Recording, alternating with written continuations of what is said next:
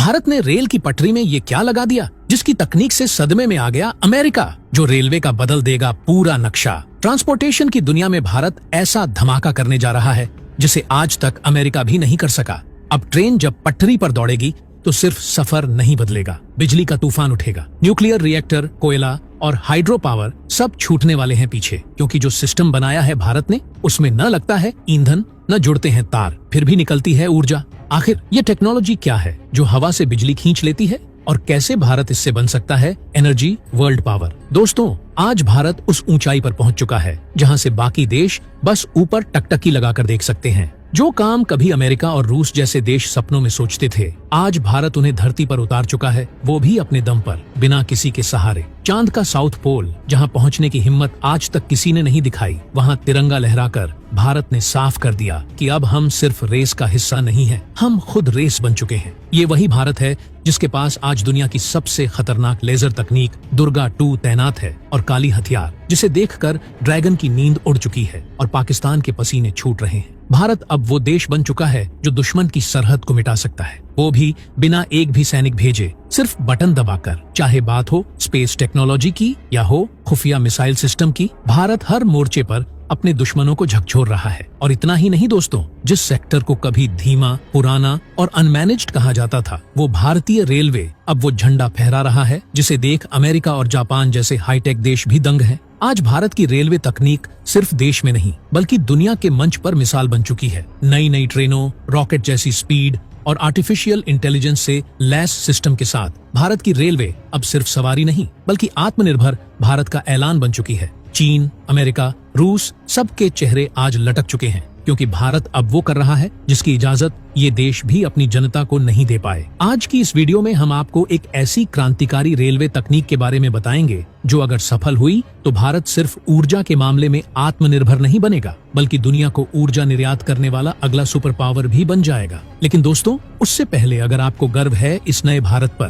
तो इस वीडियो को लाइक कीजिए और कमेंट बॉक्स में जय हिंद जरूर लिखिए। दोस्तों, अब वो जमाना गया जब बिजली के लिए हमें सिर्फ पानी और कोयले पर निर्भर रहना पड़ता था। अब भारत ने ऐसी तकनीक विकसित कर ली है जो न सिर्फ स्वच्छ है बल्कि दुश्मनों के होश उड़ा देने वाली भी है। जी हाँ, अब बिजली पैदा करने के लिए भारत न तो पहाड़ काटेगा न ही जंगल जलाएगा। अब सिर्फ ट्रेन की रफ्तार ही काफी है। सोचिए, जब एक ट्रेन पटरी पर शेर की तरह दहाड़ती है तो उसकी रफ्तार से उठती हवा अब भारत की अगली ऊर्जा बन रही है। ये कोई साइंस फिक्शन नहीं, ये है भारत के वेस्टर्न रेलवे का रियल लाइफ कमाल, जहां पटरियों के किनारे लगाए गए हैं मिनी विंड टरबाइन, बिल्कुल वैसे ही जैसे तुर्की में रोड किनारे लगाए जाते हैं। लेकिन भारत ने तुर्की से एक कदम नहीं 100 कदम आगे जाकर दिखा दिया कि जब बात इनोवेशन की हो तो भारत से टक्कर लेना किसी के बस की बात नहीं। अब जब वंदे भारत जैसी ट्रेनें सरपट दौड़ती हैं, तो उनकी रफ्तार से निकली हवा सीधे इन मिनी विंड टरबाइनों को घुमा देती है और शुरू होता है बिजली का निर्माण, वो भी बिना प्रदूषण, बिना खर्च, बिना रोक टोक। खार और नायगांव के रेलवे स्टेशनों पर इन 5 ब्लेड वाले वर्टिकल टरबाइनों को इंस्टॉल किया गया है और इनसे 1 से 10 किलोवाट तक बिजली तैयार की जा रही है। अगर यह मिशन सफल रहा तो रेलवे के हर स्टेशन, हर पटरी और हर कोने से भारत में ऊर्जा की नदियां बहने लगेंगी। ये सिर्फ एक तकनीकी प्रयोग नहीं बल्कि वो सुनहरी क्रांति है जो भारत को प्रदूषण मुक्त और ऊर्जा में आत्मनिर्भर बना देगी। और यही नहीं, रेलवे अपनी स्टेशनों की छतों पर सोलर पैनल भी लगाकर सोलर एनर्जी से बिजली पैदा कर रहा है, जिससे केवल 2021 से 22 में ही 1.5 करोड़ रुपए की पावर सेविंग की गई है और हर साल करीब 2711 मीट्रिक टन कार्बन उत्सर्जन में भी कमी आई है। इतना ही नहीं दोस्तों, भारत अब सिर्फ सोलर और विंड टरबाइन की बात नहीं कर रहा, अब तो विंड मिल्स की एक पूरी श्रृंखला लगाई जा रही है, वो भी उस अंदाज में कि बड़े बड़े पश्चिमी देश भी दंग हैं। हवा से बिजली पैदा करने वाली इन विशाल विंड मिल्स में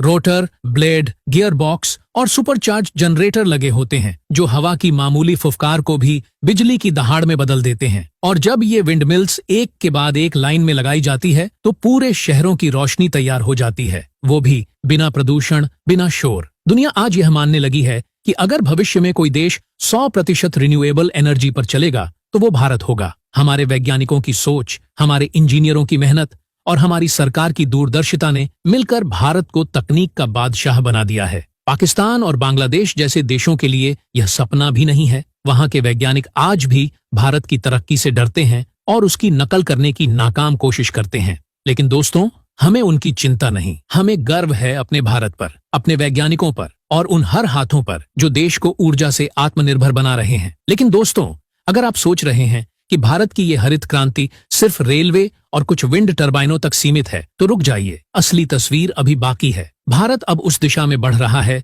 जहां पूरी ट्रांसपोर्ट इंडस्ट्री, फैक्ट्रीज और घरों तक को रिन्यूएबल एनर्जी से जोड़ा जाएगा। और यह कोई कल्पना नहीं बल्कि सच्चाई है। क्या आप जानते हैं कि भारतीय रेलवे अब ग्रीन कॉरिडोर के कॉन्सेप्ट पर भी काम कर रहा है? इसका मतलब है ऐसे रेल रूट्स जो पूरी तरह सोलर और विंड एनर्जी से संचालित होंगे, यानी न कोई कोयला, न कोई डीजल, न कोई प्रदूषण। दक्षिण भारत में मडुरई और मणामदुरई के बीच पहला ग्रीन कॉरिडोर चालू हो भी चुका है, जहां हर स्टेशन पर solar panels, rain water harvesting system और बायो टॉयलेट्स लगाए गए हैं। और सोचिए, आने वाले वर्षों में ऐसा ही नेटवर्क पूरे भारत में फैलाया जाएगा। अब सिर्फ स्टेशन ही नहीं बल्कि ट्रेन के डिब्बे और इंजन तक अब सोलर रूफ से लैस किए जा रहे हैं। कुछ ट्रेनों में परीक्षण के तौर पर ऐसे कोच लगाए गए हैं जिनकी छत पर सोलर पैनल लगे हैं, जो न सिर्फ पंखे और लाइट्स चलाते हैं बल्कि चार्जिंग पॉइंट्स तक की ऊर्जा भी खुद पैदा करते हैं। इससे न केवल ऊर्जा की बचत होती है बल्कि ट्रेनें खुद बिजली का उत्पादन करती हैं, वो भी